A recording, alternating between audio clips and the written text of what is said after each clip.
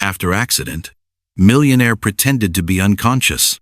Her husband's voice stunned her. She lay motionless in an ICU bed while machines breathed for her. Doctors said she was unconscious. They were wrong. She heard her husband lean close and whisper why she was not dead yet. She heard her best friend complain that the properties should already be theirs. Then she heard the words that froze her blood. The brakes were cut, and they thought no one else knew. Before we go any further, we'd love for you to hit that subscribe button. Your support means the world to us, and it helps us bring you better stories. Now let's begin. The crash happened so fast that the city noise did not even have time to fade. Nia Harper's black sedan rolled through a green light on a wet Tuesday evening, wipers ticking, headlights cutting through mist. She kept both hands on the wheel, jaw set. A text from her husband sat unread on the dash screen. She ignored it. She was late for a hospital board dinner she had funded. She tapped the brakes to slow for the next light. Nothing. The pedal sank with a sick softness. She pumped it again, then again. The car kept gliding downhill, tires hissing on slick asphalt. Her fingers reached for the hazard button and missed it the first time. On the sidewalk, a couple under an umbrella stared. A teenager lifted a phone. Nia tried the handbrake. The rear of the car shuddered, then swung sideways. A horn blared behind her. For a split second, she caught her own face in the mirror, eyes wide, mouth open. The intersection rushed toward her. She aimed for the curb, hoping to scrape the car and bleed off speed. The tires jumped the edge, metal screamed, the sedan slammed into a concrete barrier and spun. Glass burst across the seats. When it stopped, the engine clicked and hissed. The airbag sagged in front of her. Her hands floated, numb, then dropped onto the wheel. Her chest burned where the seatbelt locked. She tried to inhale and it came out thin and sharp. Footsteps splashed through puddles. Voices rose. Call 911. A man appeared at her shattered window. Late 30s, damp hoodie, tired eyes that moved fast. He scanned her face, then the crushed door. He shoved his jacket through the broken glass and pressed it to her bleeding temple. "Hold this," he said. "Don't move your neck. You hear me?" Nia tried to answer. Her tongue felt heavy. Her vision pulsed at the edges. More people gathered. Someone whispered, "That's Nia Harper." Another voice snapped back, "Not the time." Sirens came, then paramedics. The man stayed until they pulled him away. He kept talking to her, low and steady, like he was afraid silence would swallow her. At the hospital, fluorescent lights streaked above her as they rushed her down a corridor. Nurses called numbers. A doctor leaned close, checked her pupils, then spoke.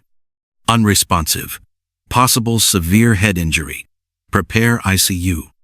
Nia heard every word. She heard the wheels of the gurney rattle over a seam in the floor. The sound stayed with her, proof she was not drifting anywhere. Not yet. Not this way. Ever. No. She wanted to blink. She wanted to squeeze someone's hand. Her body did not listen. When the doors to intensive care closed, she understood the danger. They thought she was unconscious. She was awake. The ICU settled into a rhythm that never slept. Machines breathed for people. Monitors clicked and chimed. Nurses moved in soft shoes, adjusting lines, checking screens, whispering updates outside curtains. Nia lay still beneath a thin blanket, her head wrapped, her arms heavy at her sides. Every few minutes, someone shined a light into her eyes. She wanted to flinch. She did not. Hours blurred into something thick and slow. Sometime after midnight, the room changed. Not in sound, but in weight. She felt it before she heard voices. She knew. Her husband, Marcus, stood close enough that she could smell his cologne, the one she bought him in Paris. He exhaled hard, like someone annoyed by a delay. Beside him was Lila, her best friend of 12 years. Lila shifted her heels on the floor, the soft scrape cutting through the beeping machines. Marcus leaned over the rail of the bed. He did not touch her. "So," he said quietly, "how long are they saying?" Lila folded her arms. They keep saying, wait. That word again. Like it helps. Nia held on to every sound. The faint clink of Marcus's watch. Lila's bracelet tapping her wrist when she moved. She should be gone by now, Marcus said. This wasn't supposed to drag. Lila let out a sharp breath. I know. You did what you said you did. The brakes were clean. The room tilted, not from injury, but from understanding. Marcus rubbed his face. If that guy hadn't pulled her out so fast… The one in the hoodie? Lila asked. Yes, him, playing hero. They stood there, speaking about her like she was already paperwork. The properties are frozen until she's declared, Marcus said. My lawyer says we're stuck waiting. Lila scoffed. Waiting for what? A miracle? Silence stretched. A nurse passed outside. Neither of them lowered their voices. We're married, Lila said. We did everything right. The timing, the accounts, your trips. Marcus nodded. Months of work. And now this. Nia focused on the ceiling, on the faint crack running above the door. She repeated the words in her head. Breaks. Married. Months. Marcus leaned closer. If she wakes up… She won't, Lila said quickly, then softer. Right? He did not answer.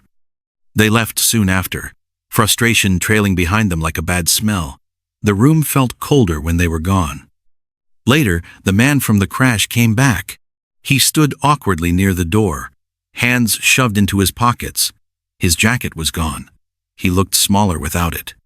I don't know if you can hear me, he said, clearing his throat, but I figured I'd check.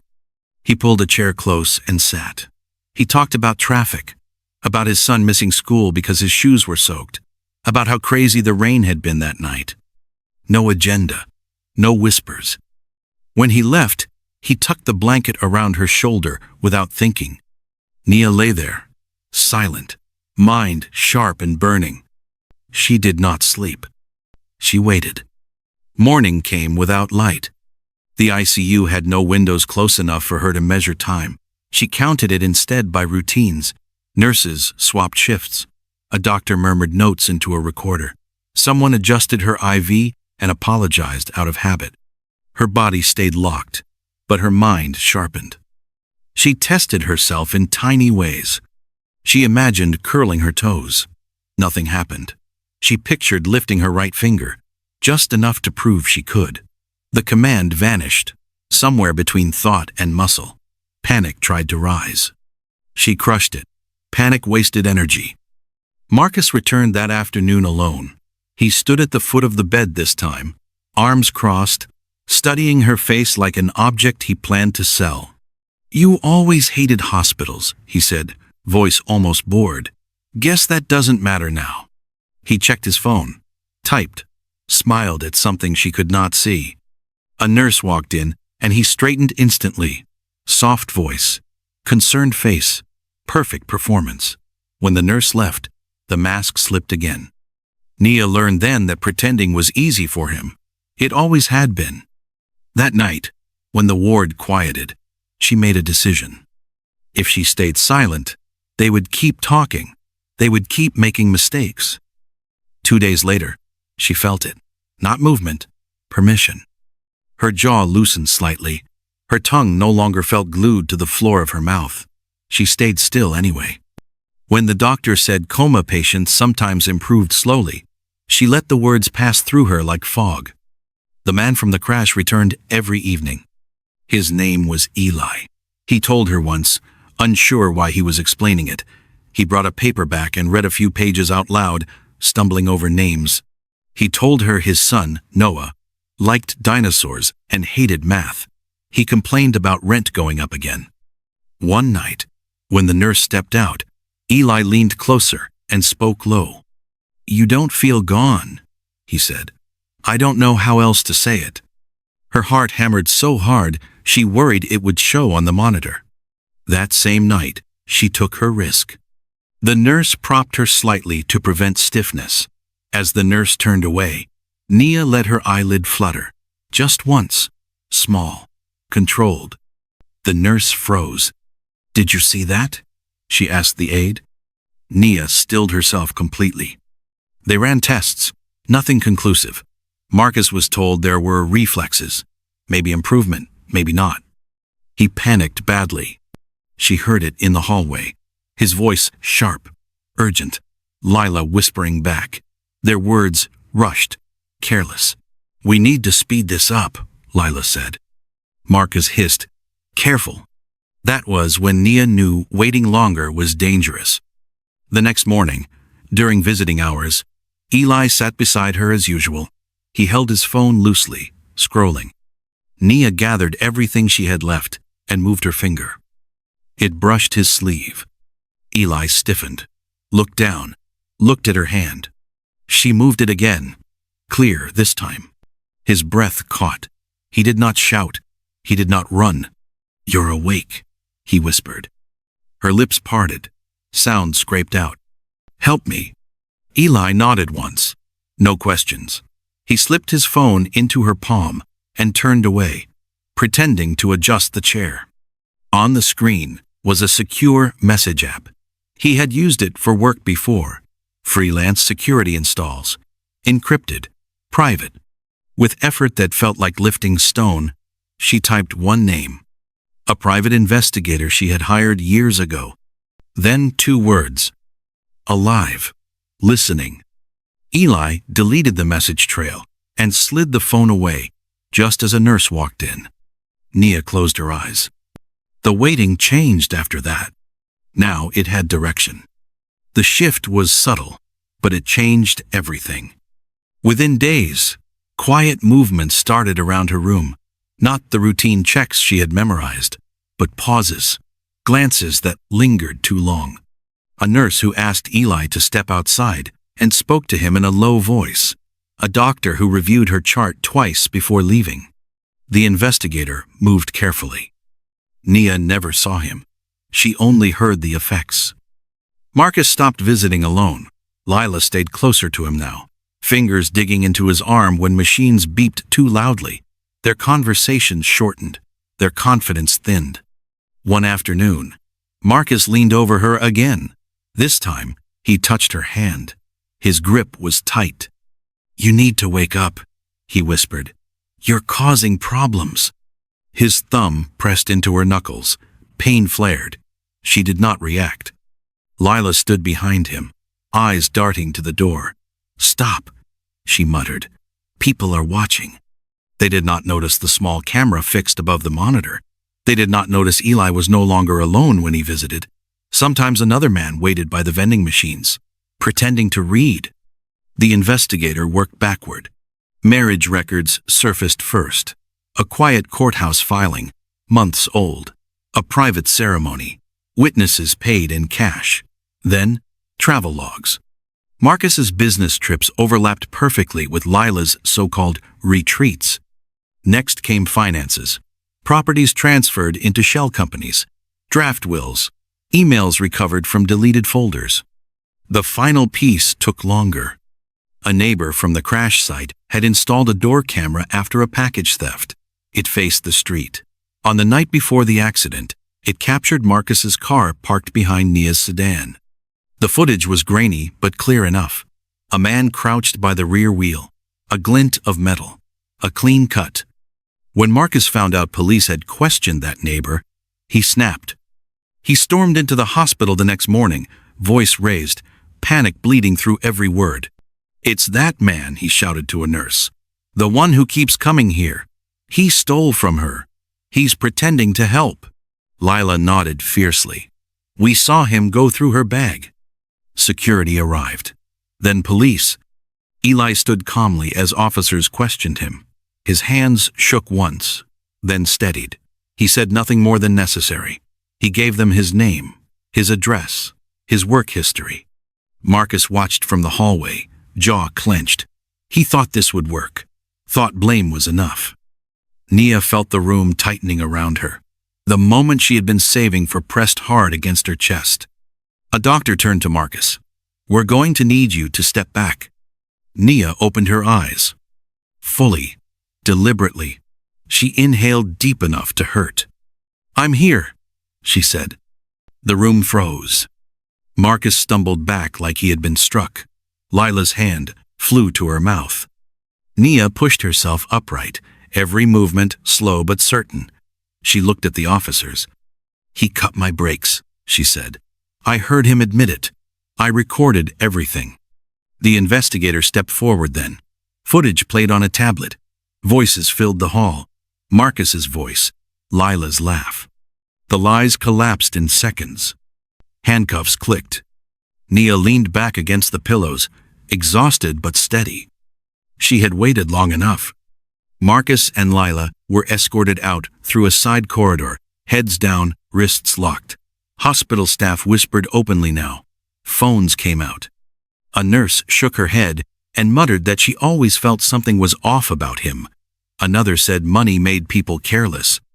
Nia watched none of it. She stared at her hands instead, testing them, flexing each finger like she was meeting them for the first time. They obeyed. Slowly, honestly. The investigator returned later with updates, measured and clean. Charges were solid. Attempted murder, conspiracy, financial fraud layered underneath. There would be no quiet settlement. No escape through lawyers. She listened without comment.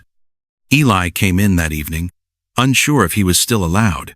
He hovered by the door until she smiled faintly. "You don't have to keep coming," she said. "I know," he replied. "I just wanted to see you awake."